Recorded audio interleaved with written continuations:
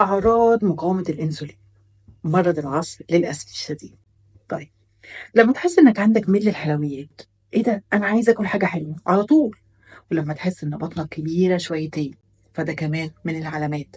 لما تبص على رقبتك وتلاقي فيه خطوط أبيض في أسود أو تحت الإبط أو في المناطق الحساسة، كمان من العلامات إن أنا كل ما باكل ببقى تعبان وعايزة آكل أكتر. أنا علشان مقاومة الأنسولين دي تروح عندي لازم آخد أدوية؟ لأ خالص.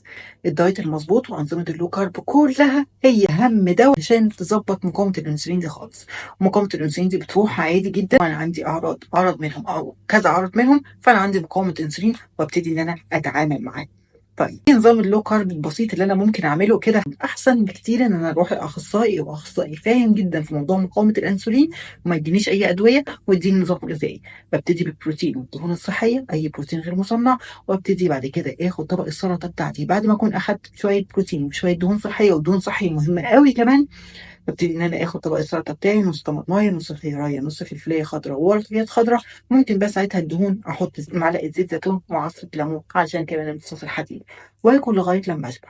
الفاكهه الاحسن ان انا اقللها خالص، بس لو انا اخدتها باخد واحده بس، ثمره واحده بس، نوع واحد بس بعد وجبه من الوجبتين اللي باكلها. ده احسن حاجه، الصيام المتقطع عشان مقاومه الانسولين مع نظام اللو كارب اللي انا قلت لكم عليه. بس كده يا جماعه.